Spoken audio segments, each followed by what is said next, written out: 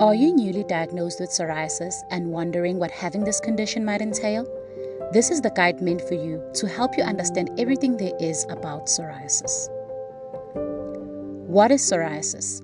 Psoriasis is a chronic inflammatory disorder that is characterized by raised areas of abnormal skin. These areas of abnormal skin are red or purple in darker skinned individuals, dry, itchy, and scaly, and they can develop anywhere in the body but most commonly appear in the scalp, elbows, knees, and back. These areas of abnormal skin could heal and then come back throughout a person's life.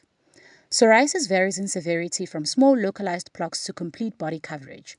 It cannot be passed from person to person, and it could sometimes occur in members of the same family. So how does psoriasis occur? Psoriasis occurs when genetic, immunological, and environmental factors interact with one another. It involves the dysregulation of immunological function, which leads to inflammation, as well as proliferation of keratinocytes, which are the cells essential for skin repair. Psoriasis is autoimmune mediated, which means that the immune system mistakenly attacks the body by mounting a dominant immune response. This leads to proliferation of keratinocytes and infiltration of inflammatory cells, which presents as scaly patches that are red and itchy all over the body. Psoriasis is triggered by smoking, alcohol, physiological stress, and drugs such as lithium and ACE inhibitors. Hormonal changes such as puberty and pregnancy, as well as pre-existing injury of the skin, can all trigger psoriasis. Psoriasis affects 2% of the population, 1/3 of whom have a moderate to severe form of the disease. The age of onset occurs in two peaks. Early onset at the age of 16 to 22 is more common and is often associated with a positive family history. Late onset disease peaks at the age of 55 to 60. Males and females are affected in equal numbers. Psoriasis can manifest itself in multiple forms, and the management of the disease may change regarding the subtype and the severity of the psoriasis. Therefore, it is important to recognize the different subtypes of psoriasis and determine the correct management. There are 6 widely recognized forms of psoriasis. Plaque psoriasis, which have the appearance of red papules or plaques covered in thick, silvery, shiny scales. They are well margined, have varies in size, and have itchy lesions. They are commonly found on legs and arms, scalp, hairline, palms, and soles. Nail changes can also be seen. These form the 90% of cases involving scratching lesions that enhance scaling. The second type, inverse psoriasis, these are the psoriasis of the interogenous areas, which mean the flexural areas and body folds, which are the groin, armpits, buttocks, under the breast, and genitals. There are possible formations of cracks or fissures in the center or the edge of involved areas and can be difficult to differentiate from eczema. There are also possible absences of scales. The third type, erythrodermic psoriasis, these have diffuse redness of the whole body and are widespread, which are 95% of the body, and usually in patients with plaque psoriasis, which are the possible first manifestations of erythrodermic psoriasis. Typical psoriatic plaques are less prominent or absent. They are most commonly triggered by inappropriate use of topical or systemic corticosteroids or light therapy. Flare-ups can cause severe illness and can be disabling for the patient. The fourth type, pustular psoriasis, these have the gradual appearance of deep pustules on palms and soles, and typical psoriatic lesions are possibly absent. Flare-ups that may be painful and disabling for the patient and are commonly found in pregnancy. The fifth type, guttate psoriasis, these have the abrupt appearance of multiple plaques 0.5 to 1.5 centimeters in diameter and the appearance of raindrops, and are usually found at the trunk in children and young adults after streptococcal pharyngitis. Lastly, nail psoriasis.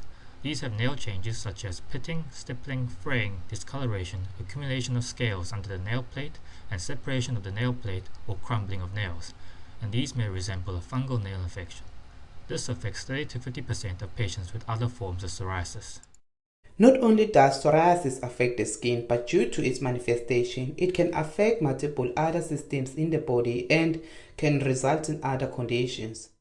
The most common of these is psoriatic arthritis, which presents as swollen and stiff finger joints in the mornings. Back pain may be caused by arthritis of the lower spine. Psoriasis is highly associated with comorbid conditions. These include high blood pressure, diabetes, cancer, heart diseases, inflammation of the intestine, liver disease, and many more. Eye diseases in psoriasis include inflammation of the eye tissues, presenting as conjunctivitis. Patients may experience discomfort in the eyes, flaking or crusting within the eyelashes, swollen eyelids, red eyes, visual disturbances, and visible psoriatic lesions in the skin. Lastly, psoriasis can influence a person's overall quality of life, which will now be discussed in further details. Since psoriasis is a chronic condition, it can affect a person's quality of life. Both disease and treatment can affect a person physically, psychosocially, sexually, and economically. It is important to communicate with your healthcare provider if the disease affects your quality of life in any way. Physical factors such as itching, irritation, pain, and inability to use the hands or the legs influence the individual's ability to perform daily tasks such as bathing, eating, and cooking.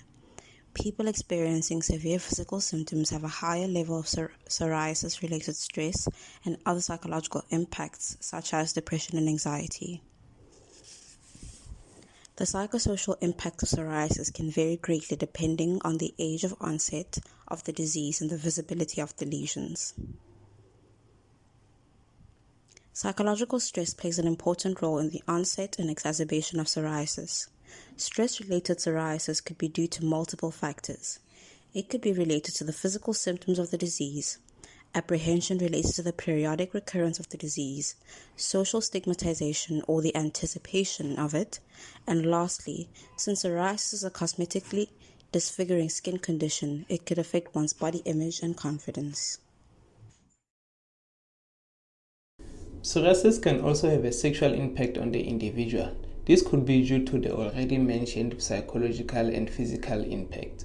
Concerns relating to the physicality of the disease and self-image could influence a person's desire for intimacy or concerns about the partner's reaction to the disease. Lastly, psoriasis can have an economic impact involving occupation and finances. With regards to occupation, individuals may experience psychological effects in the workplace, such as discrimination. Physical symptoms of psoriasis can affect a person's work performance, and with increasing severity and comorbidities, it could result in inability to retain occupation. With regards to financial impact, the more severe the disease, the more time and money spent on treatment, which could subsequently affect the work and insurance status. This could lead to financial distress related to the disease. We will now look at how psoriasis is treated. The treatment of psoriasis differs depending on the type, severity of the disease, and if it is associated with any other disease. It is important to avoid the triggers of psoriasis mentioned earlier. In mild and moderate psoriasis, your health provider may prescribe a combination of topical medication. Topical medicines are meant to be applied on the skin. These are soap substitutes such as aqueous cream and tar shampoo. Then we have moisturizers such as emulsifying ointment. Then we have scale removers like salicylic acid, which help to break down the plaques to allow the medicine to be absorbed better. Then we have anti-inflammatory medications such as steroids, which help to treat the psoriasis. For your face, your health provider may give you mild steroids such as 1% hydrocortisone, which is Milocort. For your body, the doctor may give you 5% salicylic acid to break down and soften the plaques. For the anti-inflammatory medication, you may get the steroid cream or ointments like Cinelar gel or betamethasone, as well as vitamin D analogs, for example Dobovit, which is used to slow down the growth of the plaques. You may get soap substitutes and moisturizers. The soap substitutes, example aqueous cream and liquid paraffin, are more gentle on your skin and hydrate your skin. Moisturizers like emulsifying ointment help with more hydration and lubrication. For your scalp, you may get 5 to 10% salicylic acid, as well as tar shampoo for washing your hair. You may also get steroids and a stronger steroid gel or lotion to treat the redness and plaques. If there is no improvement with these medications, then your doctor may refer you to a dermatologist. Or you may be given phototherapy, which is treatment using special lights, as well as you may be changed to systemic treatment, for example methotrexate or acitretin. Lastly, it is also crucial to be aware of the potential side effects from these medicines. Always inform your health provider if you're experiencing any side effects from the medication and seek immediate medical attention should you develop an allergic reaction. Topical steroids can result to thinning of the skin, striae, poor wound healing, a steroid-induced skin rash, bruising, and excessive hair growth. Vitamin D analogs in tar shampoo can result to skin irritation and increased sensitivity of the skin to the sun. Salicylic acid can result to peeling, burning, dryness, and reddening of the skin. Systemic drugs such as methotrexate can result to nausea and vomiting, mouth ulcers, rashes, and nasal gum and throat.